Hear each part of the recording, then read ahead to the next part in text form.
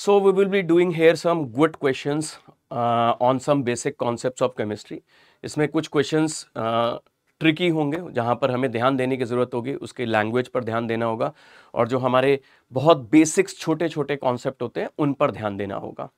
So let us start our discussion with the first question. तो हमारा पहला question है, we have a quantity of 1 gram dry green algae which absorbs 5 into 10 raised to minus 3 moles of CO2 per hour by photosynthesis. ये question में दिया है कि एक एल्गी है जिसका ओरिजिनल मास कितना दिया है, 1 ग्राम दिया है, व्हाट इज हैपनिंग, वो CO2 एब्जॉर्ब कर रहा है. Rate is given 5 into 10 raised to minus 3 moles of CO2 per hour. और वो आगे अगर आप क्वेश्चन देखें तो उसमें दिया है कि अगर सारे carbon atoms are stored after photosynthesis as starch, तो उसमें दिया हुआ है कि सारे कार्बन एटम्स को वो बेसिकली जो कार्बन डाइऑक्साइड में प्रेजेंट है उसको किस में कन्वर्ट कर रहा है, स्टार्च में कन्वर्ट कर रहा है by photosynthesis. So what will happen, यहां जो स्टार्च बन रहा है that is going to be responsible for its increase in mass. तो अगर आप आगे देखें then how long would it take for algae to increase its own weight by 81%, assuming that photosynthesis takes place at a constant rate. ये हमें assume करके चलना है. सो इन दिस क्वेश्चन इतना तो हमें समझ में आ गया है. हम इसको रिएक्शंस की हेल्प से भी कर सकते हैं but it will take some time. उससे जल्दी हम कैसे कर सकते हैं, by conserving carbon atoms. So which is we will apply principle of atom conservation, जो कुछ और नहीं है बल्कि law of conservation of mass ही है, बट वहां पर हम क्या एटम्स के टर्म्स में बात करते हैं. तो अगर मान लो आपके पास 10 मोल CO2 के हैं तो हम जानते हैं कि 10 मोल CO2 के अंदर कितने कार्बन एटम्स हो जाएंगे, 10 मोल कार्बन एटम्स हो जाएंगे और 20 मोल ऑक्सीजन एटम्स हो जाएंगे. So if you have number of moles of any compound और हमें कंपाउंड का फॉर्मूला पता है, then we can easily find out the number of atoms of any element by multiplying it with the subscript जो भी होगा. So it is like this. तो यहां पे मास जो इंक्रीज हुआ है एल्गी का वो हो गया है आपका 1 से 1.8 ग्राम. तो पहले था 1 ग्राम क्योंकि 81% बोला है, तो 81% इज 1.81 ग्राम. तो मास कितने से इंक्रीज हुआ, तो increase in mass is by 0.81 ग्राम. और किसकी वजह से हुआ, ड्यू टू स्टार्च, क्योंकि उसने खुद ही बोला है क्वेश्चन में कि स्टार्च के फॉर्म में स्टोर कर रहा है. स्टार्च का आपको फॉर्मूला दिया हुआ है C6H10O5N, वेयर N, ये क्योंकि स्टार्च एक बायोपॉलीमर होता है तो N एक बड़ा नंबर होता है वहां पर, राइट. सो बताना है हमें कितना टाइम लगेगा इस प्रोसेस में, एज्यूमिंग फोटोसिंथेसिस कांस्टेंट रेट पे होती है. तो सिंपल है, हम ले लेते हैं let time taken be T, let time be T hours, जिसमें इसने अपना वेट 1 ग्राम से कितना 1.8 ग्राम 1 कर लिया 1.81. तो अगर मैं आपसे पूछूं कितने मोल्स ऑफ CO2 उसने एब्जॉर्ब करे, तो moles of CO2 will be equal to 5 into 10 raised to minus 3 times of T. ये हमारे पास मोल्स आ जाएंगे CO2 के. इट्स हियर, T आवर से हमने मल्टीप्लाई कर दिया, हमने टाइम आवर में लिया हुआ है. तो मोल्स ऑफ कार्बन की अगर मैं बात करूंगा तो जैसा कि मैंने बताया फॉर्मूला देख करके हम बता सकते हैं. तो मोल्स ऑफ कार्बन एटम्स की बात हो रही है, तो वो कितना हो जाएगा 5 into 10 raised to minus 3 into T, और ये 1 हो जाएगा -3T into 1, क्योंकि 1 ही कार्बन एटम है. अगर कोई ऑक्सीजन पूछता तो we would have multiplied it by 2. तो ये हमारे पास मोल्स आ गए. अब आते हैं स्टार्च में. स्टार्च का मास कितना है 0.81 ग्राम. तो इसमें कार्बन एटम्स कितने होंगे, क्योंकि कार्बन एटम CO2 के सारे स्टार्च में गए हैं, तो हम यहां से स्टार्च के बारे में पता लगा सकते हैं. और यहां से जो कार्बन एटम्स होंगे, जो कि हमें 0.81 दिया हुआ है, और यहां से जो कार्बन एटम्स होंगे उनको हम इक्वेट कर सकते हैं क्योंकि वो कंजर्व रहे हैं. तो हमें बैलेंसिंग से बच गए, जिसमें हमें बहुत सोचना पड़ता है, बैलेंस करना पड़ता, उससे हमने यहाँ पे टाइम सेव कर लिया. तो ये जो एटम कंजर्वेशन मेथड होता है, it helps you many times. जैसे हम कुछ क्वेश्चन और अभी देखेंगे इसमें कि कई बार हमारे लिए रिएक्शन को बैलेंस करना डिफिकल्ट हो जाता है, बट क्वेश्चन में दी हुई इंफॉर्मेशन अगर अप्रोप्रिएट है और सफिशिएंट है तो हम उस क्वेश्चन को एटम कंजर्व करके भी कर सकते हैं. सो हियर इन दिस, अगर हम मोल्स ऑफ स्टार्च की बात करें तो आपके मोल्स आ जाएंगे स्टार्च के, कैसे निकालेंगे, गिवन मास जो कि 0.81 है डिवाइडेड बाई मोलर मास। तो आप निकाल लीजिए 62, 72, 80, तो ये हो जाएगा 162 N। N भी मल्टीप्लाई होगा, ध्यान रखिएगा। फिर देखते हैं N कैंसिल होगा नहीं होगा। तो मोल्स ऑफ स्टार्च जो आए हैं बढ़ करके वो हमें पता चल गया, वो आए कहां से थे, CO2 से, CO2 की हेल्प से आया। अब इसमें अगर मैं आपसे पूछूं मोल्स ऑफ C एटम्स, तो वो हम कैसे निकालेंगे? आप फॉर्मूला देखिए, अगर इसका 1 मोल होता तो कार्बन एटम्स कितने हो जाते, 6N हो जाते, ऑक्सीजन कितने होते, 5N होते, और हाइड्रोजन कितने हो जाते, 10N हो जाते। सो मोल्स ऑफ कार्बन एटम्स के लिए हम क्या करेंगे, स्टार्च के जो मोल्स हैं उससे मल्टीप्लाई कर देंगे। तो स्टार्च के मोल्स इतने हैं, उसमें 6N टाइम्स आपके कार्बन के एटम्स होंगे। So we can write it like this. देखिए आपका N यहां पे कैंसिल हो गया। जो लोग वरीड हो रहे थे कि N कैंसिल हो कैसे होगा, वो इस तरह कैंसिल हो जाएगा। So you have this situation, ये आ गया। अब यहां C एटम और वहां वाले C एटम्स को हम क्या कर सकते हैं, इक्वेट कर सकते हैं। तो इसको आप अगर चाहें तो और सिंप्लीफाई कर सकते हैं। तो ये कैलकुलेशन में आ जाएगा 6 × 10⁻² 2 लिख लेते हैं, और 81/162 आपका क्या बन जाएगा, 2 बन जाएगा। It will be like this. आप कैंसिल कर दीजिए तो ये 2 नीचे आ जाएगा, और मैंने उसको 10⁻² लिख दिया। तो लेट अस इक्वेट दिस। तो we can equate this 5 × 10⁻³ 5 × 10⁻³ this will be equal to, हमने कितना लिखा है, 6 × 10⁻²। तो आप इसको देख सकते हैं फिर से, अगर हम इधर ले आए तो ये बन जाएगा 10⁻³ इज इक्वल टू 5 को आप इस साइड ले आइए, and this will be 6 × 10⁻³। So it gets cancelled here, from here what you get, यहाँ पे t जो है time, that is actually how many hours, 6 hours. So it is going to take how much time? It is going to take 6 hours to increase its mass by 81%. I hope it's clear. तो इसका application और कुछ questions में आगे आएगा, वो हम देखेंगे, जहां हमारे लिए बैलेंस करना थोड़ा मुश्किल होगा, या बैलेंसिंग से करना क्वेश्चन हमारे लिए क्या होगा, टाइम कंज्यूमिंग होगा। तो दो इट में अपियर टू यू कि मैं खुद इतना टाइम ले रहा हूं, बट जिसको ये चीज समझ में आ गई वो सिर्फ सीधे सीधे ये इक्वेशन लिखेगा, विच इज लास्ट वन, और सीधे अपना क्वेश्चन सॉल्व कर लेगा, and he will get the answer, जिसको ये क्लियरिटी है। Let's move on to the next question.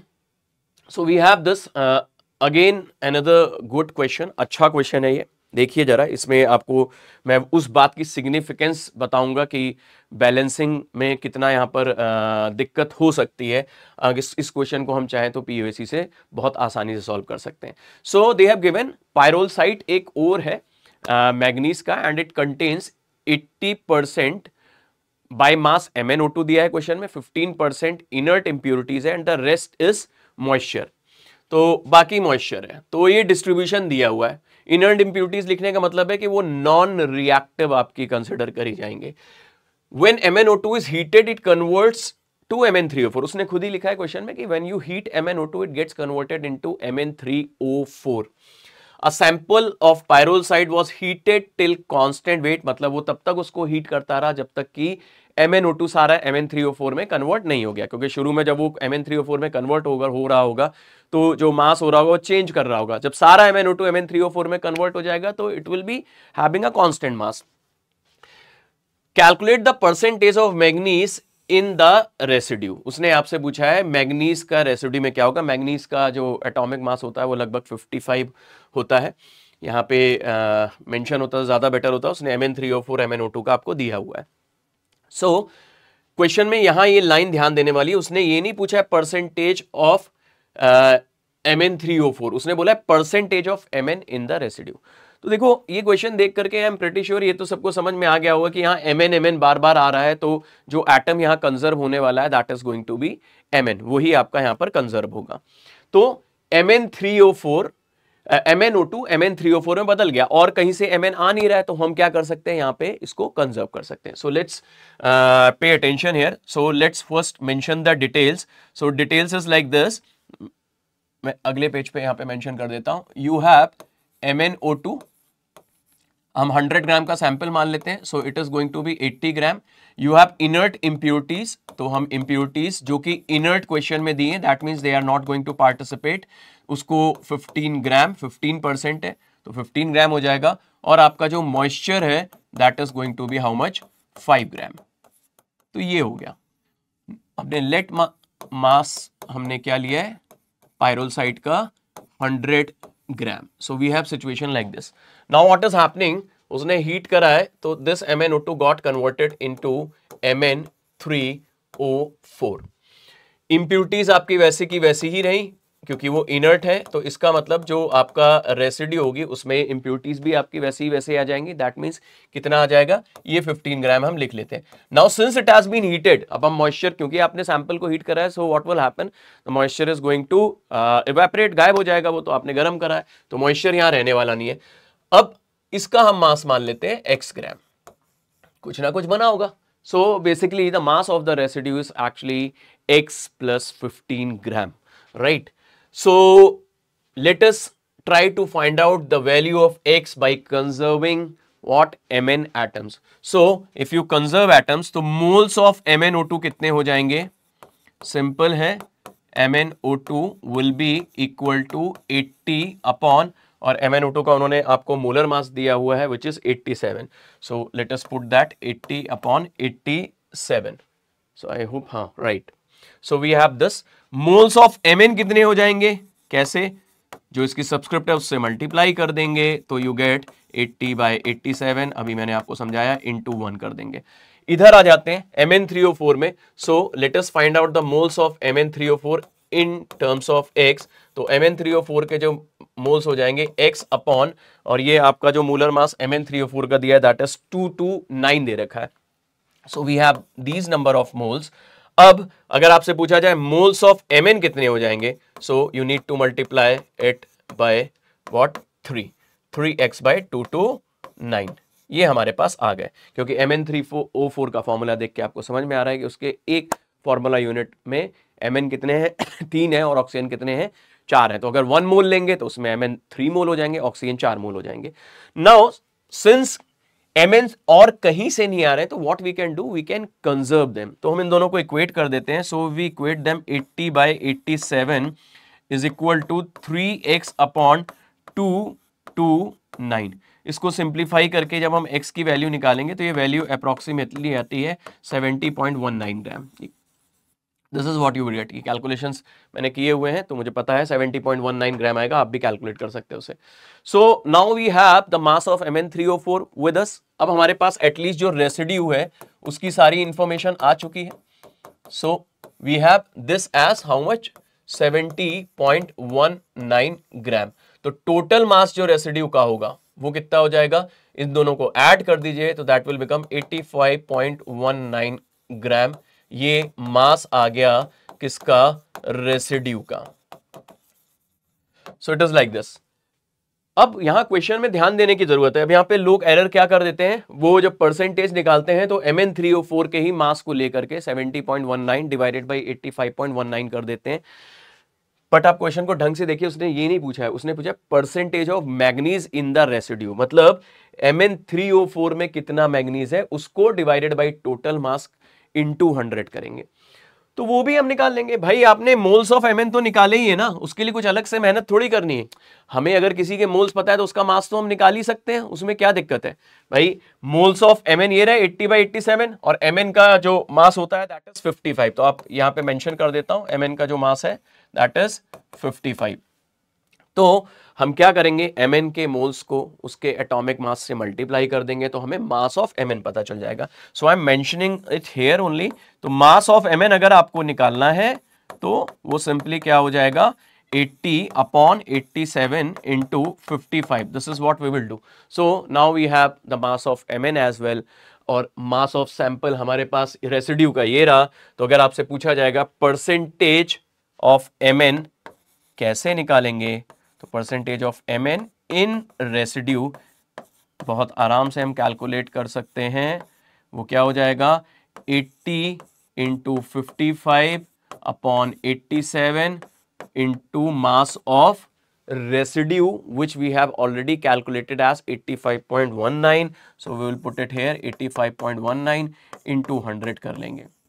इसको जब सिंप्लीफाई करते हैं तो ये अप्रॉक्स 59% के आसपास आएगा। एग्जैक्ट आप कैलकुलेट कर सकते हैं बट इसको 59% 59.4 के आसपास बैठता है।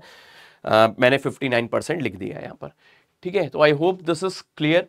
ये क्वेश्चन में आपने कैसे, अब इस क्वेश्चन में दिक्कत क्या आती है कि इसको लोग रिएक्शन को बैलेंस करने की कोशिश करते हैं कि MnO2 Mn3O4 में कन्वर्ट कर रहा है। मैं बता देता हूं क्यों लोग परेशान होते हैं इस क्वेश्चन में, क्यों ये बैलेंसिंग से नहीं हो रहा है, और इसको बैलेंस करने की कोशिश करते हैं, बट ये रिएक्शन बैलेंस नहीं होगी। आप करके देख लीजिए, जितना चाहे उतना कर लें, क्योंकि ये रिएक्शन ही यहाँ पे गलत लिखी हुई है। तो उनको लगता है कि Mn3O4 बन रहा है, ऑक्सीजन ऐड हो रहे हैं, तो that means if you are heating it तो एयर की प्रेजेंस में हीट कर रहे होंगे और ये Mn3O4 बन रहा होगा। एक्चुअली में यहां पे ऐसा कुछ नहीं हो रहा है, और वो ऐसा क्यों है, क्योंकि MnO2 और Mn3O4 में अगर हम परसेंटेज ऑक्सीजन कैलकुलेट करें तो आप निकाल सकते हैं, ऑक्सीजन 32 है अपॉन 87, और ऐसे ही Mn3O4 में अगर ऑक्सीजन हम कैलकुलेट करें तो वो 64 डिवाइडेड बाई जो पूरा होगा 229 कर लेंगे। तो हम ये देखेंगे कि MnO2 में जो परसेंटेज आता है that comes out to be Mn oxygen का परसेंटेज, और ऐसे ही Mn का परसेंटेज भी आप कैलकुलेट कर सकते हो। तो यहां पे ऑक्सीजन का परसेंटेज आप कैलकुलेट करिए, अप्रॉक्स 37% के आसपास आएगा, और अगर आप Mn3O4 में ऑक्सीजन का परसेंटेज कैलकुलेट करोगे तो वो 27.9% के आसपास आएगा। तो दिस इज थर्ड। ये मैं किसका परसेंटेज बता रहा हूं, ऑक्सीजन का। ऐसे ही Mn का भी निकाल सकते हैं। Mn का तो परसेंटेज आप कैलकुलेट कर ही लेंगे, ऑक्सीजन का निकालिए। तो मैं समझाना चाहता हूं कि यहां हो क्या रहा है। एक्चुअली में यहां पर जब आप रिएक्शन बैलेंस करेंगे तो वो इस तरह बैलेंस होगी, MnO2 changes into Mn3O4 plus O2। अब आप बैलेंस करेंगे तो रिएक्शन आपकी बैलेंस हो जाएगी। ऐसा आपको समझ में भी आ रहा होगा क्यों, क्योंकि परसेंटेज कॉम्पोजिशन यहां पे ऑक्सीजन का ज्यादा है और यहां पे कम है, तो ऑक्सीजन का अमाउंट तो कंजर्व ही रखना है हमें। तो इसलिए इस केस में when you heat it what happens, MnO2 changes into Mn3O4, that's fine, साथ में आपका ऑक्सीजन भी रिलीज होगा। तो जो लोग इसको बैलेंस करने की ऐसे कोशिश करेंगे उनसे बैलेंस ही नहीं होगी, ये क्वेश्चन आपका सॉल्व नहीं होगा, क्योंकि यहां पे हो ये रहा है रेदर देन ये हो रहा है। तो PO principal of atom conservation का देखिए फायदा क्या है कि यहां पर हमने, कोई बात नहीं अगर हमें ये बात नहीं भी पता थी या हमें इंटरप्रेट नहीं कर पाते, even then also we solved our question, हमें परेशान होने की वहां पे जरूरत पड़ी नहीं। So this is an interesting part of this question, जहां पे लोगों से एरर जो होती है मैंने आपको बता ही दिया, और इसको 37% कर लेते हैं। दिस इज 37 अप्रॉक्स मैं बता रहा हूं, this is 37% and this is approx 27.9%. So यहां पर ऑक्सीजन का परसेंटेज आपका घट रहा था, तो उसको हमें क्या करना था, मैनेज करना था, इसलिए रिएक्शन हम ये कंसिडर करेंगे। So I hope this is clear, सबको समझ में आ गया होगा। Let's move on to the next question. So we have this situation कि आपका 10 मोल ऑफ X है, 12 मोल ऑफ Y है, 20 मोल ऑफ Z है, are mixed to produce a final product P according to the given balance reaction. क्या दिया है, X plus 2/I बना रहा है और I प्लस Z क्या बना रहा है, Y प्लस P बना रहा है। Then the maximum number of moles, उसने पूछा है कितने मैक्सिमम नंबर ऑफ मोल्स हम बना सकते हैं विच can be produced assuming that the products formed can also be reused. तो उसने बोला है कि जो प्रोडक्ट आपके बन रहे हैं वो फिर से क्या हो सकता है, रीयूज हो सकता है। तो अगर आप नोटिस करें तो Y ऐसा प्रोडक्ट है जो इस रिएक्शन में किसकी तरह काम कर रहा है, रिएक्टेंट की तरह काम कर रहा है। तो हम इसको रिएक्शन को चलाते रहेंगे जब तक क्या कहते हैं कोई एक रिएक्शन अपने आप सीज नहीं कर जाती। तो ऑब्वियसली देखते हैं कैसे होगा। So let us first mention this reaction. तो आपको क्वेश्चन में दिया है X प्लस, इसको मेंशन करते हैं 2Y चेंजेस इनटू I, ठीक है। फिर दिया हुआ है I plus Z changes into Y plus P। तो इस क्वेश्चन को बहुत पेशेंटली करने की जरूरत है, सिंपल सा क्वेश्चन है बट ऑब्जर्व करना है इसे। तो देखिए जरा, 10 मोल है तो हम लिख लेते हैं ये कितने थे 10 मोल्स, और ये कितना है आपका 12 मोल्स। अब ये रिएक्शन आपकी चालू होगी। So if you pay attention here, for 1 mole of X we need how many moles of Y? We need 2 moles. तो 10 moles के लिए हमें 20 moles चाहिए। तो यहां से हमें पता चल गया जो Y है एक्चुअली में it is limiting reagent. y आपका लिमिटिंग रिएजेंट है, तो ये तो हो जाएगा 0, दिस विल बिकम 0।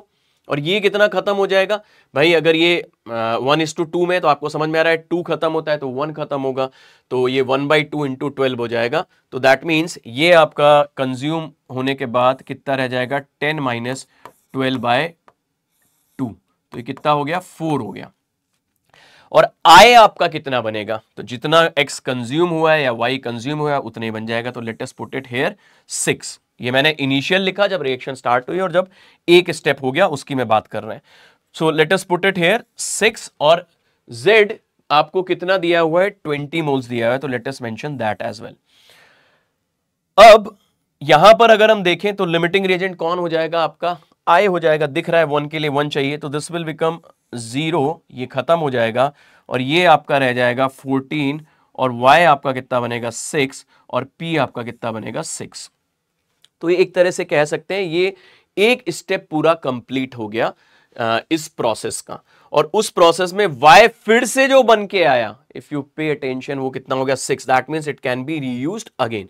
तो अब हम अगले स्टेप की बात करते हैं, नेक्स्ट स्टेप में जाते हैं, फिर से यही होगा, फिर से लिख लेते हैं उसको, x plus 2y changes into I। सारे इंफॉर्मेशन को हम मेंशन कर लेते हैं। x अब कितना रह चुका है, x यहाँ पे 4 रह चुका है, और y जो आपका है दैट इज 6, और I तो कंज्यूम हो गया, जितना बना था वो खत्म हो गया, तो I को लिखने की जरूरत नहीं है। और दूसरी वाली रिएक्शन हो जाएगी I plus Z changes into Y plus P। So if you pay attention again here, यहां पे लिमिटिंग एजेंट के लिए चेक करते हैं, 1 मोल ऑफ x के लिए 2 मोल ऑफ y चाहिए, तो 4 मोल के लिए कितना चाहिए, 8। तो again this time the y is what, limiting reagent. तो ये कितना इस बार रह जाएगा, 6/2, ये तो 0 हो गया जो लिमिटिंग रिएजेंट है, और ये कितना खत्म होगा, 4 minus 3, so this will be 4 minus 3 equal to 1। So I formed this time is how much, 3, 1 बचा रह गया, और कंज्यूम कितना हुआ था, x 3, यहां से भी देख सकते हैं 6 का हाफ हो जाएगा I 3, तो let us put it here 3। और Z आपका अभी कितना प्रेजेंट है, 14। फिर से I आपका जो बना वो खत्म हो जाएगा, पूरा पूरा कंज्यूम हो जाएगा 0, और Z आपका रह जाएगा 11, और इस बार Y बनेगा 3 और P बनेगा 3। पहले से भी P प्रेजेंट है। अब ये सेकेंड एक तरह से पूरा स्टेप कंप्लीट हो चुका है। अगेन Y आपका फिर से बचा, तो हम इसको ऐसे लिख सकते हैं, स्टेप 1 या स्टेज 1, और इसको हम बोलेंगे स्टेप 2। अब स्टेप 3 मैं आपको यहां पे बता देता हूं। So if you pay attention here, अब सिचुएशन को फिर से ऑब्जर्व करना है। So we have x plus 2y changes into I, and then we have I plus Z changes into y plus p. So the number of moles of x remaining this time are 1. So let us put 1 here. और number of moles of y अब फिर से 3 आ जाएंगे क्योंकि हम reuse कर सकते हैं, तो let us put 3 here. और z अब हमारा कितना रह गया है, 11 रह गया है, तो उसको हम यहां लिख लेते हैं 11। p हम बाद में ऐड कर लेंगे, कितना बना था 6 प्लस 3 यहां से बना, फिर कुछ अगली स्टेज में बनेगा। सो if you pay attention this time, limiting agent कौन है, X लिमिटिंग रिएजेंट आपका बन चुका है, क्योंकि एक के लिए आपको 2 चाहिए और यहां पे 3 प्रेजेंट है। तो अब देखिए लिमिटिंग रिएजेंट का रोल चेंज हो गया। सो दिस विल बिकम 0, ये आपका कितना रह जाएगा, 1 रह जाएगा। अब ये X, ये कितना, I कितना बनेगा, 1 बनेगा, 1 खत्म हुआ तो 1 बनेगा। सो इस केस में ये I फिर रिएक्ट करेगा, यहां पे मैं 1 लिख देता हूं, ये 0 हो गया, ये 10 रह गया, और Y आपका 1 बना, P फिर आपका क्या बन जाएगा, 1 बन जाएगा। लेकिन अब इसके बाद what will happen, reaction won't continue, होनी ही नहीं है, क्योंकि ये प्रोसेस कंप्लीट कराने के लिए आपको X भी चाहिए, वो तो खत्म हो चुका है। तो दैट मीन्स स्टेज 3 पर आकर के आपका रिएक्शन इज ओवर। सो उसने पूछा है maximum moles of P produce, तो कितने प्रोड्यूस हुए, स्टेज 1 में 6 हुआ, तो हम लिख लेते हैं कितना हो गया मोल्स ऑफ प्रोड्यूस, 6 प्लस अगली स्टेज में कितना प्रोड्यूस हुआ, 3 हुआ, और उसकी अगली स्टेज में अगर हम बात करेंगे तो कितना हुआ, 1 हुआ, तो मैक्सिमम मोल्स जो है आपके वो 10 मोल्स हो गए। तो एक तरह से हम कह सकते हैं चेन रिएक्शन हो गई है। चेन रिएक्शन मतलब अपने आप चलती रहेगी जब तक क्या कहते हैं ओरिजिनल में से कोई चीज, मतलब इसी डब्बे में से कोई चीज आपकी खत्म नहीं होती। जैसे यहाँ पे जो सबसे पहले गया वो कौन ओवर हो गया, x ओवर हो गया. So to move on to step 4 you need both x and y, but since x आपका अवेलेबल नहीं है तो अब ये रिएक्शन कंटिन्यू नहीं करेगी. तो ये एक तरह की चेन रिएक्शन हो गई. जैसे हमें पता है न्यूक्लियर बॉम्ब्स में कई बार ये रिएक्शंस होती है, न्यूट्रॉन से बम्बार्ड करते हैं और न्यूट्रॉन जनरेट होते रहते हैं, फिर वो रीयूज होते रहते हैं. तो वैसे ही कुछ कुछ है यहाँ पे. So you get number of moles here as 10. So I hope this is clear. फिर देखिए 1 लीटर. अब इस क्वेश्चन में भी थोड़ा सा ध्यान देने की जरूरत है लैंग्वेज पर. उसने कहा है 1 litre of O2 at STP was passed through an ozonizer. STP दिया हुआ है, standard temperature pressure condition, right. आपको पता है स्टैंडर्ड टेम्परेचर प्रेशर कंडीशन क्या होती है. वहां पे टेम्परेचर जो हम लेंगे that is going to be 0 degree Celsius और प्रेशर हम 1 बार लेते हैं.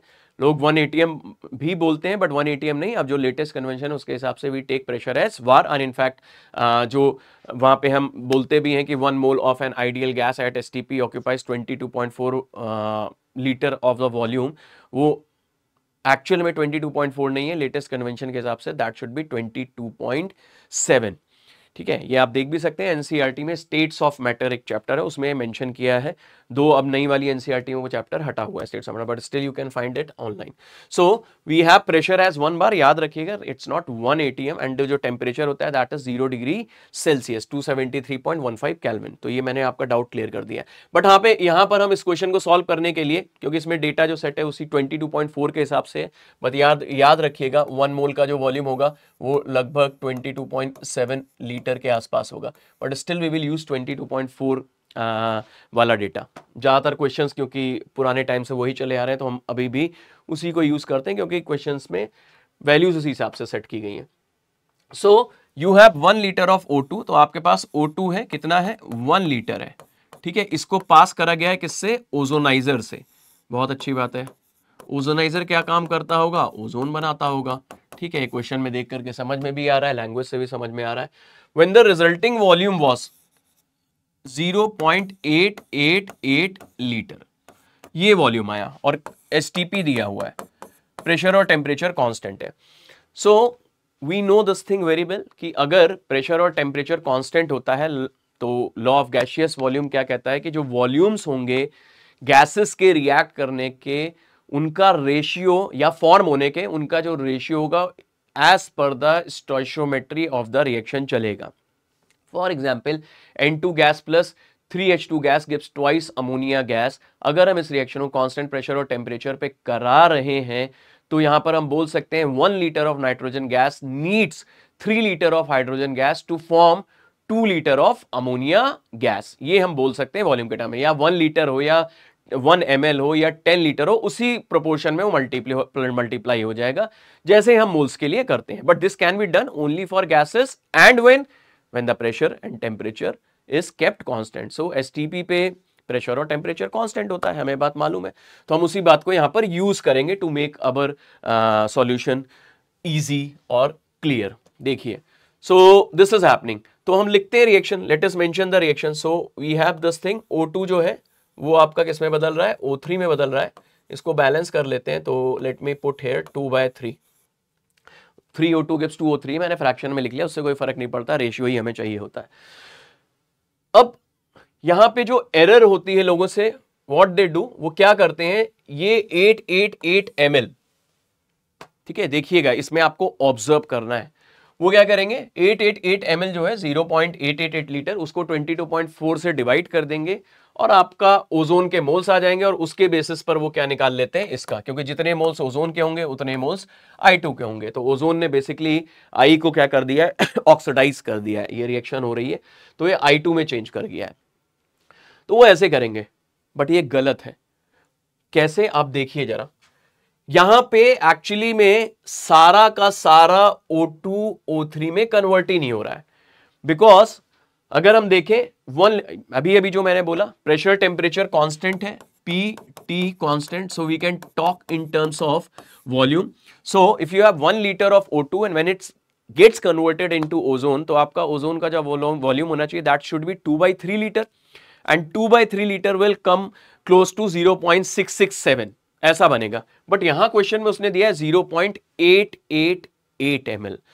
जबकि बनना चाहिए 0.666, उसको हम 7 बोल देते हैं ml, 2/3 बनना चाहिए। तो इसका मतलब यहाँ पे कुछ और हो रहा है, और वो कुछ और क्या हो रहा है, वो ये हो रहा है कि सारा का सारा O2 जरूर O3 में कन्वर्ट नहीं हुआ होगा, क्योंकि इधर जाने पे वॉल्यूम डिक्रीज कर रहा है। अगर सारा O2 O3 में कन्वर्ट हो गया होता तो आपका जो वॉल्यूम होता, जैसा कि मैंने बताया, 2/3 लीटर होता। सो इन दिस केस हमें ये ऐसे करना पड़ेगा, 1 लीटर है वॉल्यूम, फिर जब रिएक्शन कंप्लीट होगी तो मैंने माना कि V खत्म हुआ, जब ये V खत्म हुआ तो ये कितना बना, 2V/3 बन गया। Now if we add them up, क्योंकि जो ये वॉल्यूम है 0.888 वो कैसे आया है, टोटल वॉल्यूम से 1 - V + 2V/3, इसको हम ऐड करें 0.888 के इक्वल करें और सिंप्लीफाई करें तो यहां से आपकी वैल्यू आएगी, this will become 1 and then this will be -V/3 is equal to 0.888 and you get V/3 is equal to, subtract कर दिएगा, 0.112 आ जाएगा, 10, हाँ राइट, यू गेट दिस। तो इससे पता चलता है, और V की वैल्यू अगर निकालें तो 0.336 आ जाएगी। इसका मतलब सारा का सारा O2 O3 में कन्वर्ट नहीं हुआ था। तो इस क्वेश्चन में ये ध्यान देने वाली बात थी यहाँ पे। अब ये क्वेश्चन हम कर सकते हैं। So the volume of ozone produced, जो ओजोन बना है वो कितना है, 2V/3, and we have already calculated the value of V/3, so this will become 2 times of 0.112। तो ये अगर सिंप्लीफाई करेंगे तो ये हो जाएगा आपका 0.224 which can be written as 22.4 into 10⁻⁻2 liter।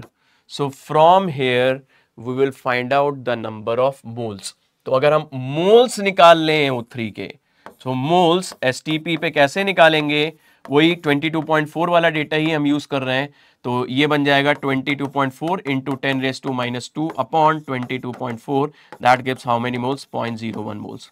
अब तो क्वेश्चन में कुछ बचा नहीं, 1 मोल O3 से 1 मोल I2 बनता है, तो 0.01 मोल O3 से 0.01 मोल्स I2 बनेगा।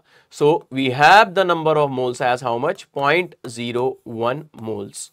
और मास हम कैसे निकालेंगे, आयोडीन का 127 होता है, I2 का 254 हो जाएगा, डबल कर दीजिए, I guess I am doing it correctly, yes, हाँ 254 हो जाएगा। तो 254 इंटू 0.01, आपका मास यहाँ से कितना आ जाएगा, calculate the weight of I2 liberated उसने पूछा था, तो 0.01 into 254, that makes it how much, 2.54 gram.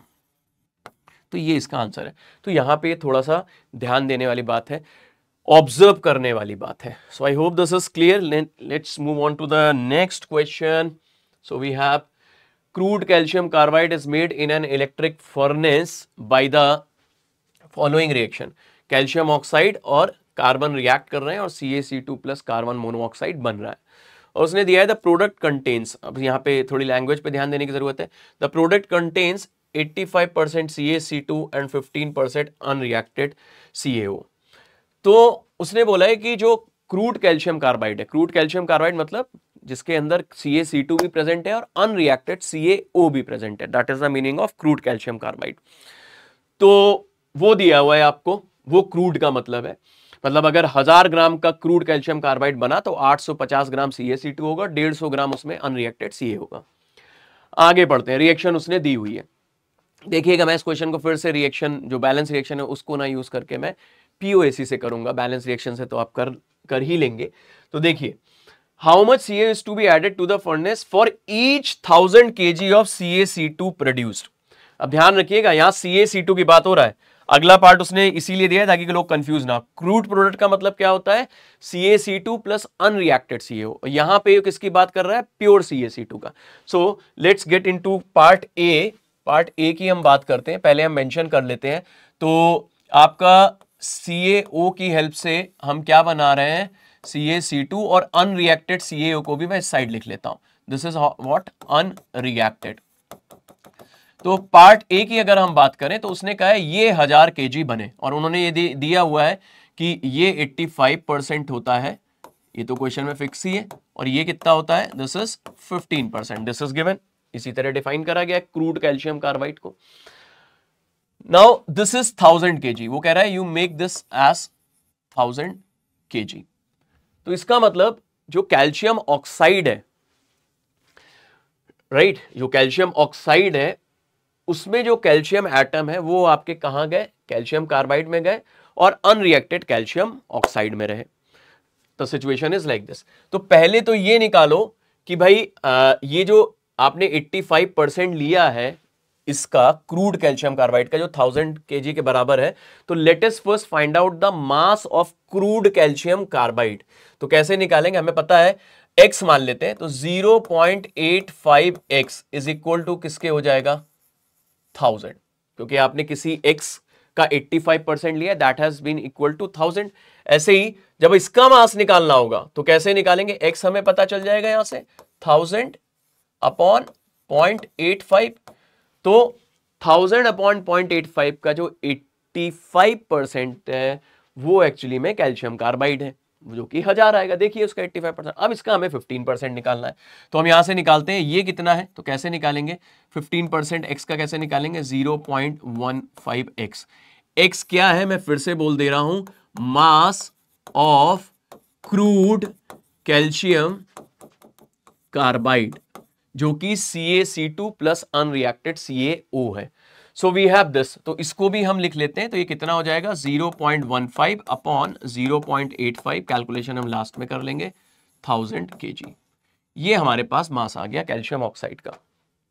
Let us conserve calcium atoms. तो इसमें जो कैल्शियम एटम है, ठीक है, इसको हम मान लेते हैं y kg, तो हमारे लिए इजी रहेगा।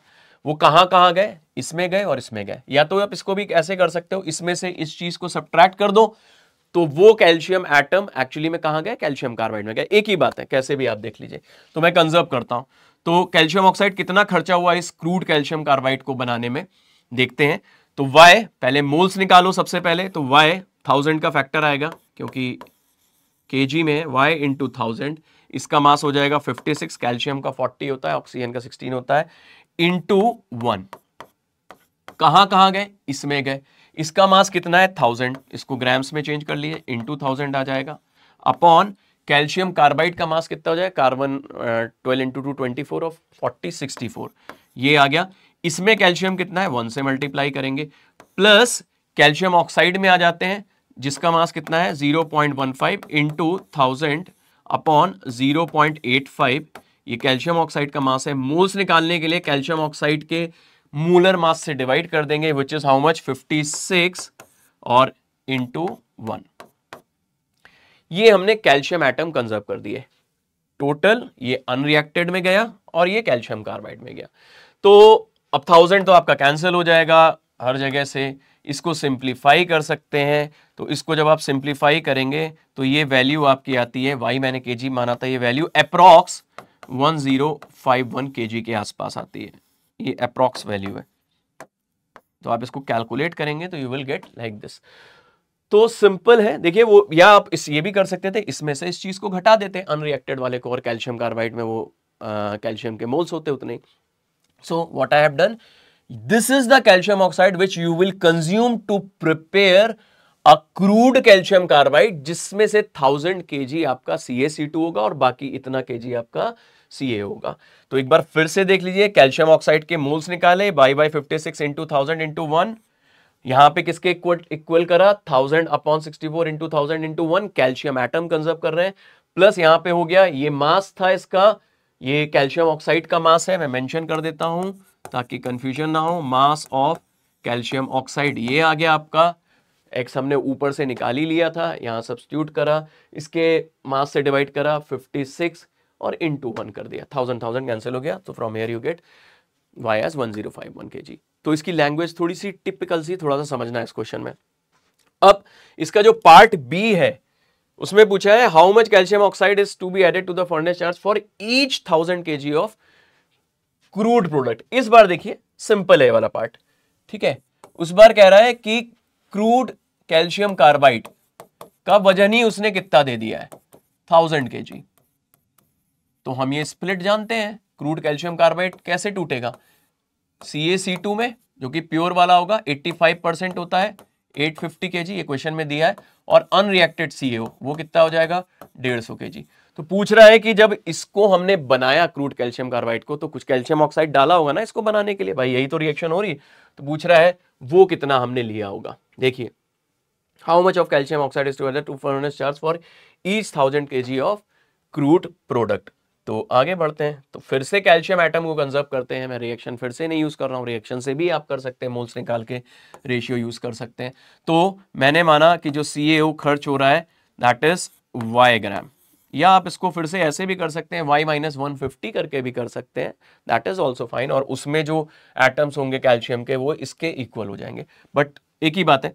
तो फिर से वही कंजर्व करते हैं, तो मोल्स ऑफ CaO कितने हो जाएंगे, y इंटू 1000 कर लीजिए और ये हो जाएगा 56। ये कहां कहां गए, इसमें गए, so we have 850 into 1000 upon ये कितना हो जाएगा 64, अभी हमने देखा था, और इंटू 1 तो है ही, एंड प्लस ये कितना हो जाएगा 150 इंटू 1000 अपॉन ये आपका हो गया 56 इंटू 1। इसको सिंप्लीफाई कर लीजिएगा, y जब हम इसको सिंप्लीफाई करते हैं तो ये वैल्यू लगभग आपकी 8, आप इसको सॉल्व करेंगे तो मुझे exactly I don't remember, y का वैल्यू शायद 831 या 851 आता है, वो आप कैलकुलेशन कर लीजिएगा, आई डोंट रिमेंबर कितना आता है वो, या 894 या ऐसे कुछ आता है। तो मैं कैलकुलेशन ऐसे ही अप्रॉक्स लिख दे रहा हूँ, आप इसको चेक कर लीजिएगा, 894 kg के आसपास आएगा या 893। सो इट इज लाइक दिस। तो इस तरह हम इस क्वेश्चन को अप्रोच कर लेंगे। तो I hope we have done this, ये क्लियर हो गया होगा। कैलकुलेशंस मैंने करके रखे हुए थे तो मुझे थोड़ा थोड़ा याद है इसके बारे में। Now we have another question कि आपको क्या दिया हुआ है, 6 gram of a sample containing CuCl2 and CuBr2 is dissolved in 100 ml of water. A 10 ml portion of this solution in treatment with AgNO3 solution results in complete precipitation of Cl- and Br-। तो question में simple है, CuCl2 CuBr2 इसको AgNO3 solution से treat करेंगे तो AgCl और AgBr का precipitate बनेगा। AgCl का प्रेसिपिटेट आपका व्हाइट कलर का होता है और AgBr का जो प्रेसिपिटेट होता है that is pale yellow. AgI का जो प्रेसिपिटेट होता है वो येलो कलर का होता है, right. So it goes like this. तो AgCl और AgBr का प्रेसिपिटेट बन रहा है, उसका मास उसने दिया है कितना है 0.9065 ग्राम।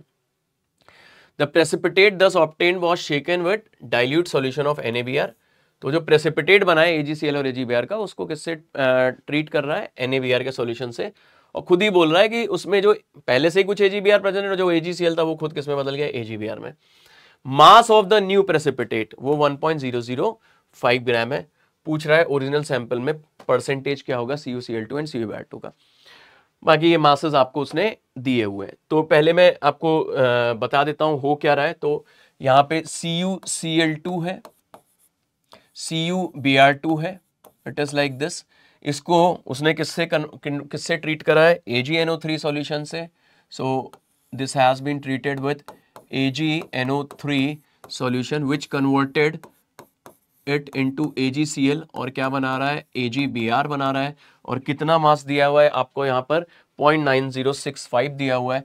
तो ये पूरा मास हम लिख लेते हैं, इसकी हमें ज़रूरत पड़ेगी 0.9065 ग्राम।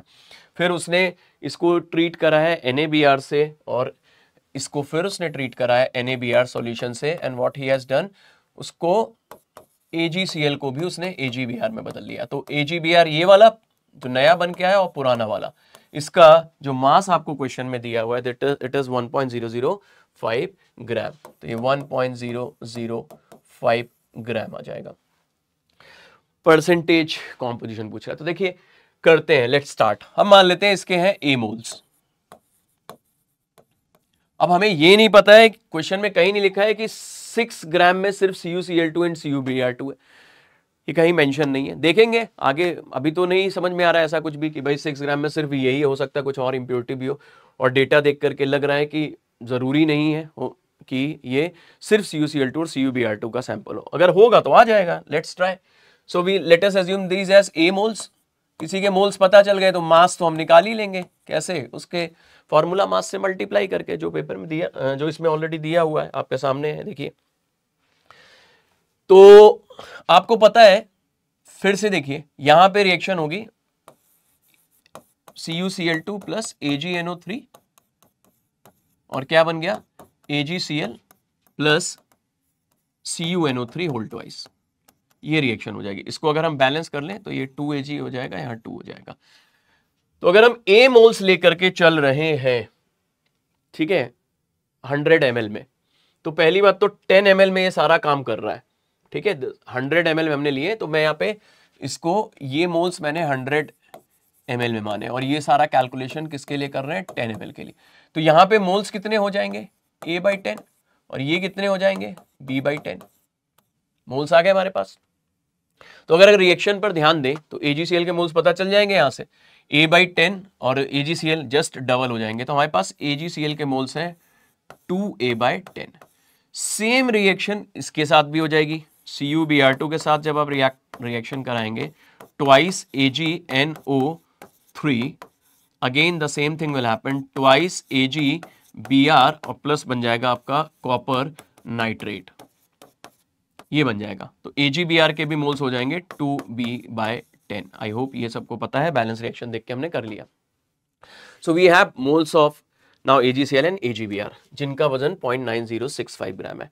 तो पहली इक्वेशन तो हम यहीं से बना देंगे, कोई दिक्कत नहीं। तो यहां पर मैं इसको मेंशन कर देता हूं, वो इक्वेशन क्या बनेगी, ट्वाइस A/10। अब मोल्स पता है तो मास कैसे निकालते हैं, फॉर्मूला मास से मल्टीप्लाई करके। AgCl का होता है 143.5 प्लस 2B/10, फिर AgBr का फॉर्मूला मास हो जाएगा आपका 188, राइट।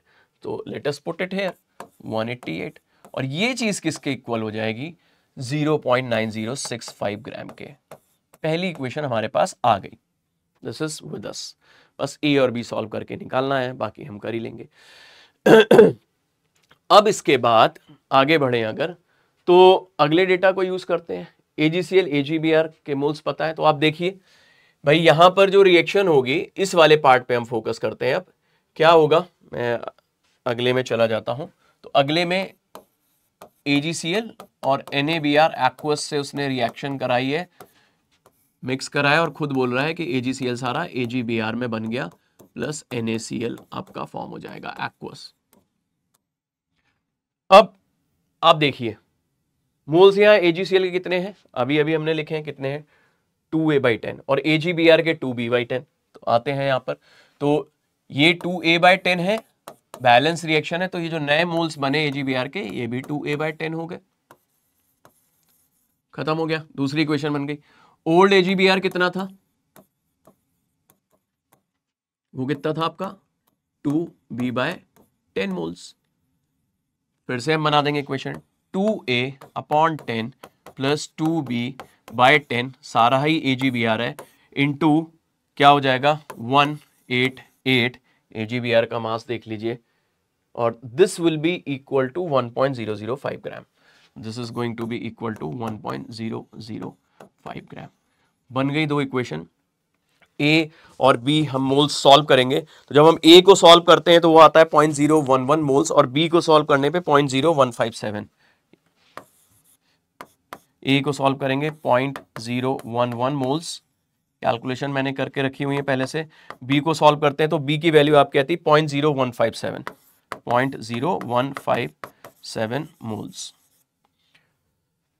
मोल्स आ गए तो हम मास निकाल सकते हैं, कैसे, फॉर्मूला मास से मल्टीप्लाई करके। तो CuCl2 का फॉर्मूला मास आपके सामने लिखा हुआ है, जो हमने A माना था। CuBr2 का फॉर्मूला मास आपके सामने लिखा हुआ है, तो आप मल्टीप्लाई कर सकते हैं CuCl2 को। तो आपका mass of CuCl2, I hope सब समझ गए होंगे, will be equal to 0.011 into कितना मास दिया है आपको क्वेश्चन में CuCl2 का 134.5। So we have this as 134.5, और ऐसे ही मास ऑफ नेक्स्ट हो जाएगा CuBr2, वो कितना दिया है 223.5। So we have this thing, तो ये हो जाएगा 0.0157 into 223.5। Let me check the molar mass, right. तो ये मल्टीप्लाई अगर आप करेंगे तो यहां पर CuCl2 का मास 1.4795 ग्राम आएगा, मैं लिख देता हूं 1.4795 ग्राम, और अगर इसका मास निकालेंगे तो ये वैल्यू आपकी आती है 83.515। ये मैं अप्रॉक्स वैल्यूज बोल रहा हूं। तो आप देख सकते हो कि यहां पे टोटल मास जोड़ करके 6 नहीं आ रहा, दिस इज 3.51, 5 ग्राम, राइट। तो ये 6 नहीं आ रहा है, इसका मतलब इसमें और भी चीजें प्रेजेंट थी। बाकी परसेंटेज आप निकाल ही लेंगे।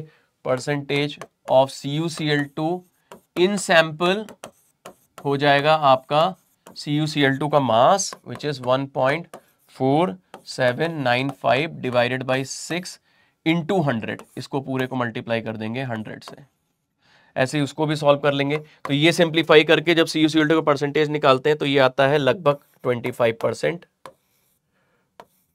और ऐसे ही आप CuBr2 का भी निकाल लीजिएगा, वो भी लगभग आएगा 58%। देखिए क्लियर हो गया, 25 प्लस 58 100% के बराबर नहीं आ रहा है। इसका मतलब वो सैंपल जो आपका 6 ग्राम था उसमें सिर्फ CuCl2 CuBr2 नहीं थे, उसमें और भी चीज़ें प्रेजेंट थी। तो ऐसे ही आप इसको भी कैलकुलेट कर लीजिएगा। आई होप सब कर लेंगे। CuBr2 जब हम कैलकुलेट करेंगे परसेंटेज CuBr2 तो इस बार 3.515 अपॉन 6 इंटू 100, ये अप्रॉक्स कितना बैठेगा, 58% के आसपास आ जाएगा। तो इस क्वेश्चन में बस ये था कि हमें we were just suppose to pay attention to the information, calculation है इसमें और ध्यान देना था, राइट। और इसमें एज सच कुछ नहीं था। तो let's move on to the next question. So we have this question here. आपको एक फीड स्ट्रीम उसने बनाया हुआ है कि कुछ फीड कर रहे हैं यहाँ से, और किस स्पीड से फीड कर रहे हैं, 25,000 kg पर आवर। और उस फीड के अंदर आपका 2% NaOH है, 80% वाटर है, 18% NaCl बाई मास है। और जब वो यहाँ से फीड पास कर रहे हैं तो कोई प्रोसेस कर रहे होंगे, उस प्रोसेस में वाटर वेपर आपका हट रहा है, स्लरी जो बच रही है उसमें NaCl NaOH इतना इतना, ये परसेंटेज कॉम्पोजिशन बाई मास दिया हुआ है। और कॉन्सेंट्रेटेड सॉल्यूशन जो बन रहा है वो 50% NaOH 50% वाटर बाई मास है। उसने आपसे पूछा है कितना मास ऑफ वाटर इवेपोरेट करा है, स्लरी का मास कितना है, सॉल्यूशन P जो है वो 1 घंटे में कितना मास प्रोड्यूस हो रहा है, ये आपसे पूछा गया है। तो इफ यू पे अटेंशन, देखिए यहां पे ध्यान दीजिए, इसके बेसिस पे हम पूरा क्वेश्चन सॉल्व कर ले जाएंगे कि जो NaCl है आपका यहां पे प्रेजेंट वही यहां पे प्रेजेंट है, क्योंकि NaCl और कहीं नहीं प्रेजेंट है। तो इससे हमारा क्वेश्चन बहुत जल्दी सॉल्व होगा। देखिएगा, पहले तो हम परसेंटेज निकालते हैं क्योंकि 1 आवर में ही हमें सॉल्व करना है। तो पहले हम 25,000 का इसकी स्प्लिट निकालते हैं। तो NaOH कितना है, वाटर कितना है और NaCl कितना है। तो NaOH इसका अगर हम 2% लेंगे तो ये कितना हो जाएगा, 2% 250 500 हो जाएगा, 500 kg। वाटर दिया हुआ है 80%, वो भी आप निकाल लीजिए, तो वो कितना हो जाएगा आपका 20,000 kg आ जाएगा। सब कुछ हम 1 आवर में कर रहे हैं, राइट। 20% 80% और बाकी बचा आपका 18%। जब आप 25,000 kg के निकालेंगे तो वो 4,500 kg आएगा। सो let us put this 4,500 kg, ये हमारे पास मास आ गया। ऐड करेंगे तो 25,000। अब यहां स्लरी में उसने दिया हुआ है कि NaCl 90% है, तो अब NaCl तो कहीं और जा नहीं रहा है, सिर्फ यहीं पर है। तो दैट मीन्स स्लरी का मास अगर हम x kg मान लें और 0.9x की बात करें 90% की, तो वो किसके बराबर हो जाएगा, 4500। यहां से x निकालिए जरा, कितना हो जाएगा तो ये आपका 0.1 5000 kg आ जाएगा। सिंप्लीफाई कर लीजिएगा, ये 1000 हो जाएगा और ये हो गया 5000 kg। तो स्लरी का मास 5000 kg आ गया। अब बाकी आगे बढ़ते हैं क्योंकि कॉन्सेंट्रेटेड सॉल्यूशन की बात कर रहा है और इसकी भी बात कर रहा है वाटर वेपर की। तो अब यहां से स्प्लिट निकालना चालू करते हैं। तो NaCl आपका कितना है, लेट मी मेंशन इट। यहां पे देखिए NaCl तो उतना ही रहा, कितना रहा जितना पहले था, 4500 kg। बाकी 500 मतलब टोटल जो स्लरी का मास है वो 5000 kg है, तो 5% डिस्ट्रीब्यूट हुआ है 10%। इसका मतलब यहां पे जो NaOH होगा वो हो जाएगा 250 kg, और ये 5% आप फिर से इसी का निकाल लीजिए x का। तो ये जो वाटर आएगा यहाँ पे, ये भी मैं यहीं पे मेंशन कर दे रहा हूं, 250 kg। ये सिचुएशन है। आगे बढ़ते हैं। अब यहाँ पे NaOH उसने दिया है कितना है, 50% NaOH, 50% बाय वेट आपका वाटर दिया हुआ है। तो ये P सॉल्यूशन का भी हमें मास निकालना है, तो कैसे करेंगे? NaOH आपका पहले कितना था, यहां पे ऑब्जर्व करिए 500 kg था। जब 250 kg यहां पे NaOH प्रेजेंट है, क्योंकि NaOH और कहीं नहीं जा रहा है, तो इसका मतलब यहां पर जो NaOH है वो कितना है 250 kg। अब ये 250 है तो ये भी 250 ही होगा, 50% है, तो इसका मतलब P का जो मास हो गया वो कितना हो जाएगा 250 plus 250, that is how much 500 kg। खत्म हो गया, अब कुछ बचा ही नहीं। Find the mass of water evaporated, वो हम कैसे निकालेंगे? जितना वाटर यहाँ प्रेजेंट है सब्ट्रैक्ट कर देंगे। तो वाटर कितना प्रेजेंट है यहाँ पे, अगर हम बात करें 250 यहाँ पे प्रेजेंट है, 250 यहाँ पे प्रेजेंट है, और ओरिजिनल कितना था? तो वाटर इवेपोरेटर की बात करें H2O इवेपोरेटेड, ओरिजिनल से सब्ट्रैक्ट कर देंगे, तो H2O evaporated will be equal to how much 20,000 minus कर दीजिए 250, तो ये हो जाएगा 500, मैं सीधे लिख दे रहा हूं, तो 19500 kg।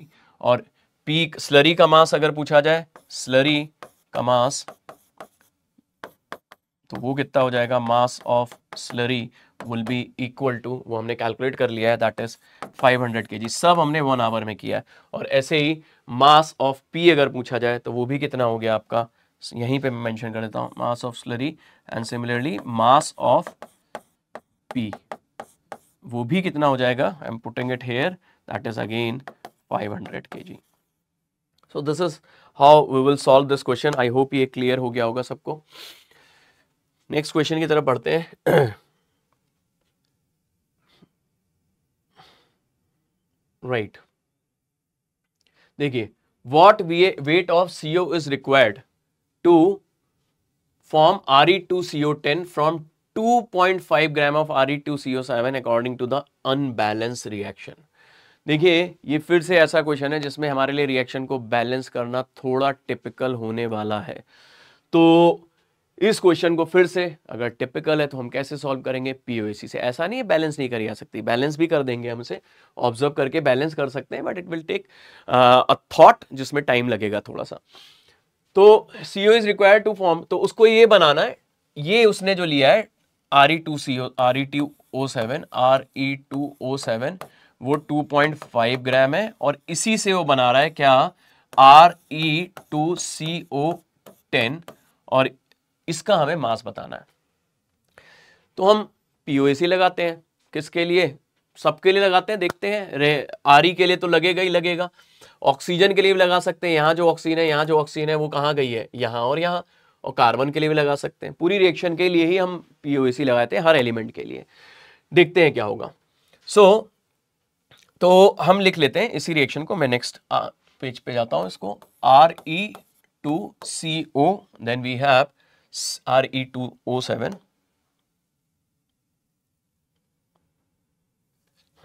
सॉरी,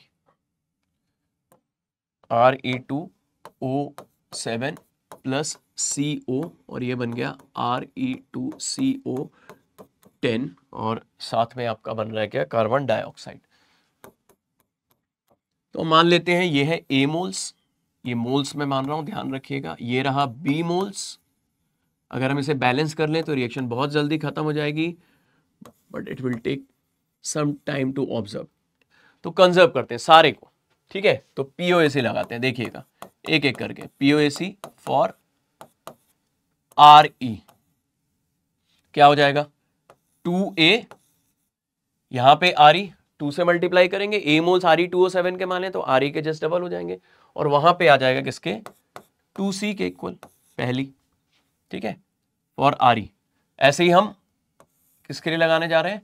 कार्बन के लिए लगाने जा रहे हैं। तो कार्बन को अगर हम ऑब्जर्व करें तो B/1, तो वी हैव दिस B, ये कार्बन की बात हो रही है, B/1 will be equal to, कहां गया?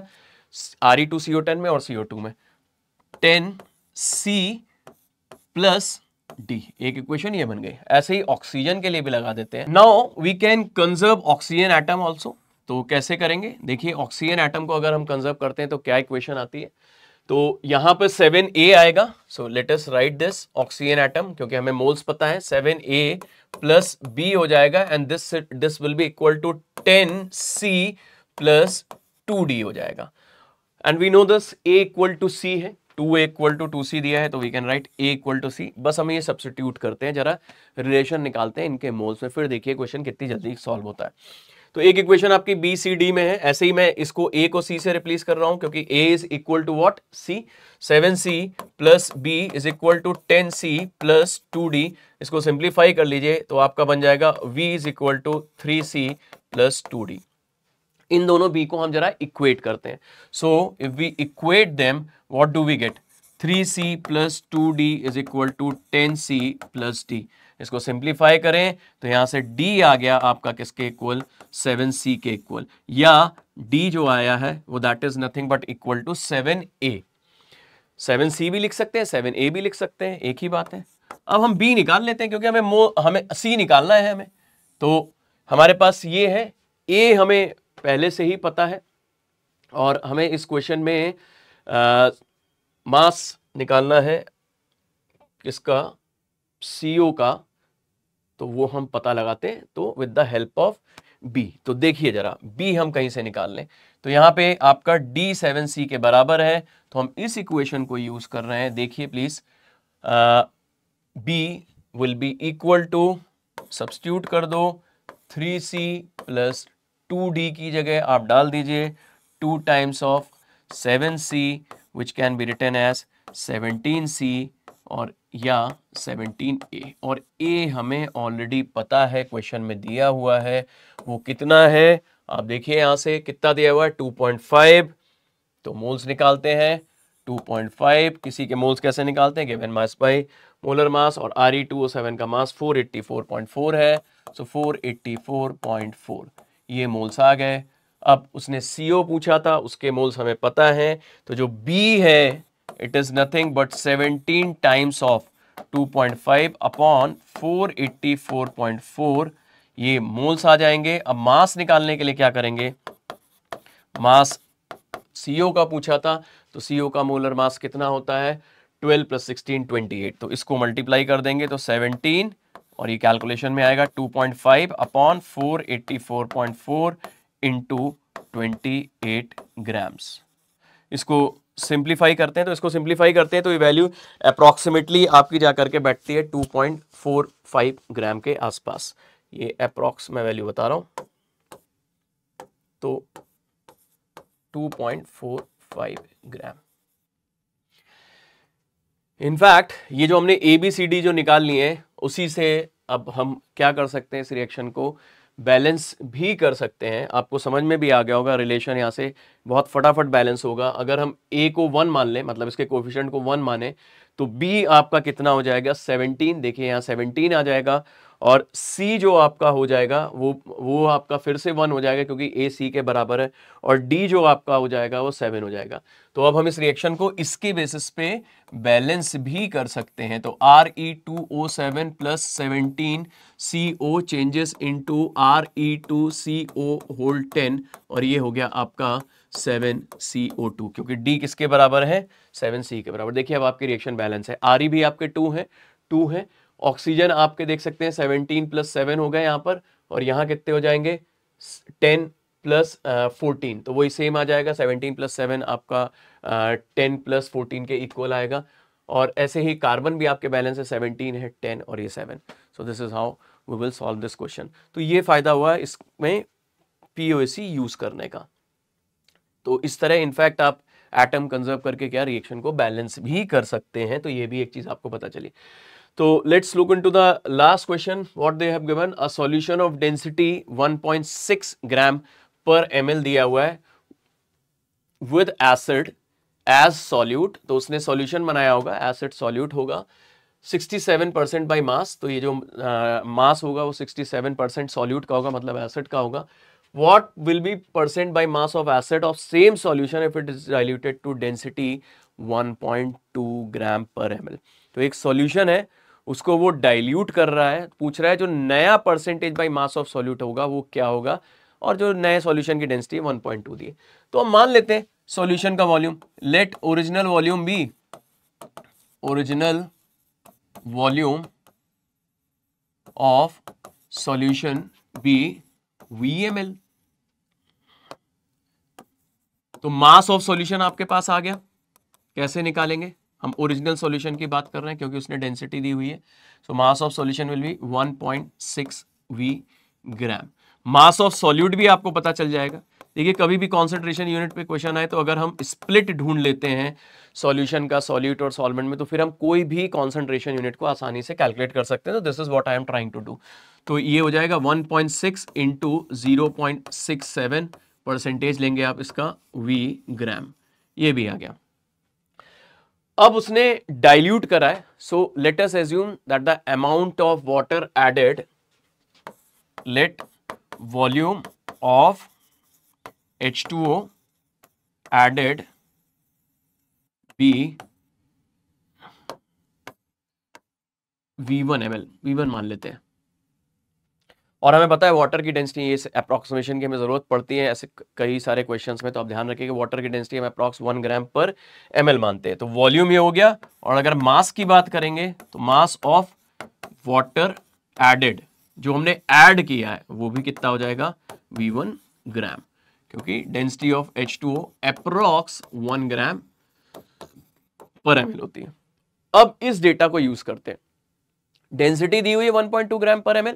सो डेंसिटी हम कैसे नए सॉल्यूशन के निकालते हैं, मास ऑफ सॉल्यूशन, जो कि हमारे पास क्या हो जाएगा, देखिएगा मास ऑफ न्यू सॉल्यूशन या diluted solution will be equal to, mass by volume करेंगे, कितना हो गया, मास ऑफ डाइल्यूटेड सॉल्यूशन आपका पहले वॉल्यूम था V1 से आपने डाइल्यूट कर दिया तो V प्लस V1 इंटू 1.2 ग्राम, ये हो गया डाइल्यूटेड सॉल्यूशन का मास। भाई ये वॉल्यूम V पुराना वाला तो रही, उसमें आपने V1 ml डाल दिया, राइट। अब अगर हम वॉल्यूम ऑफ डाइल्यूटेड सॉल्यूशन की बात करें वो भी हम बता सकते हैं। तो वॉल्यूम ऑफ डाइल्यूटेड सॉल्यूशन क्या हो जाएगा, भाई VML पहले था तो क्या हो जाएगा, नया वाला आपने V1 ml डाला है, सॉल्यूट के अमाउंट में तो कोई चेंज है नहीं, तो ये रहा, we have this thing. So we have mass of diluted solution, ये रहा, और ये रहा volume of diluted solution, it is with us. So अब इस क्वेश्चन में हमें percent by mass of acid निकालना है, तो somehow we need to find out relation between what, कि मतलब हमें ये पता करना है किसी तरह V और V1 में रिलेशन हमें निकालना है।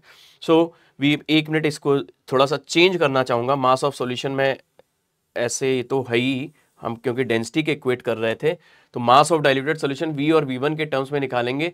तो मास ऑफ डाइल्यूटेड सॉल्यूशन पुराना वाला तो कितना था 1.6 V, यहाँ मेरे से एक मिस्टेक हुई है, प्लस नया कितना हो जाएगा, आपने V1 ग्राम डाला है, तो ये हो गया। तो मास ऑफ डाइल्यूटेड सॉल्यूशन आ गया, वॉल्यूम ऑफ डाइल्यूटेड सॉल्यूशन आ गया, डेंसिटी उसने दी हुई है, तो हम यहां से इक्वेशन क्या बना सकते हैं, देखिए यहीं से रिलेशन आ जाएगा 1.6 V प्लस V1 अपॉन, ये आ जाएगा V plus V1 is equal to 1.2। इसको सिंप्लीफाई करिए, 1.6 V plus V1 is equal to 1.2 V plus 1.2 V1, तो और इसको सिंप्लीफाई करें तो 0.4 V इज इक्वल टू हो जाएगा 0.2 V1, यहाँ से V1 इज इक्वल टू आ गया 2 V। आई होप मैंने सही किया होगा, 1.6 ये 0.4 हो जाएगा 1, तो यहाँ से ये चीज़ हमें पता चल गई कि जो V1 है actually that is just twice. बस अब क्वेश्चन में कुछ नहीं बताए, यहाँ पे मैं सॉल्व कर देता हूँ। तो परसेंट बाय मास हम कैसे निकालते हैं, मास ऑफ सॉल्यूट वही रहा 1.6, वो तो बदला नहीं क्योंकि डाइल्यूशन में अमाउंट ऑफ सॉल्यूट में कोई चेंज नहीं आता है, अपॉन मास ऑफ सॉल्यूशन वो रहा आपके सामने ये 1.6 V प्लस V1 की जगह मैं सब्स्टिट्यूट कर दूंगा 2V इंटू 100। तो हमने ये कैलकुलेट करा हुआ है V1 की जगह 2V, इसको यहां सब्स्टिट्यूट कर दीजिए तो ये वैल्यू हो जाएगी 1.6, V कैंसिल हो जाएगा, 0.67 इंटू 100 ये हो गया, और ये पूरा डिवाइडेड बाई 1.6 प्लस 2 3.6, ये आपका आ जाएगा। इसको सिंप्लीफाई करके हम जब परसेंटेज बाई मास निकालेंगे तो ये 29.78 के आसपास आता है, 29.78%। कैलकुलेशन मैंने पहले ही करके रखा हुआ था, तो 29.78 के आसपास आपका बैठ जाएगा। So I hope this is clear. तो ये एक क्वेश्चन मैंने कॉन्सेंट्रेशन यूनिट पे भी ले लिया है, तो आई गेस ये क्वेश्चंस आपको हेल्प करेंगे। इसमें जो आपको इम्पॉर्टेंट चीज़ एक सीखने को मिली है वो ध्यान रखिएगा कि अगर कई बार बैलेंसिंग ना हो रही हो तो हम POAC की हेल्प से अपने क्वेश्चंस को सॉल्व कर सकते हैं। और ये जैसे क्वेश्चन था इसमें थोड़ा ध्यान देना था, ऑब्जर्व करना था। ये देखिए, और ये क्वेश्चन हमने बैलेंसिंग से सॉल्व करा है, यहाँ पे ऑब्जर्व करना था इस क्वेश्चन में। और इस क्वेश्चन का जो वीक पॉइंट था वो ये था, NaCl यहाँ से पता चल गया था। यहाँ आप देख सकते हैं, यहाँ पे आपको एक तरीका बताया इस तरह बैलेंस करने का, एटम्स कंजर्व करके, अगर कोई डिफिकल्ट रिएक्शन आपके सामने हो तो ये एक आपको मेथड पता चला। और ये कॉन्सेंट्रेशन यूनिट पे क्वेश्चन था। So with this I will wind up my lecture. I hope आपको इसमें कुछ इंपॉर्टेंट इन्फॉर्मेशन ज़रूर मिली होगी। Thank you.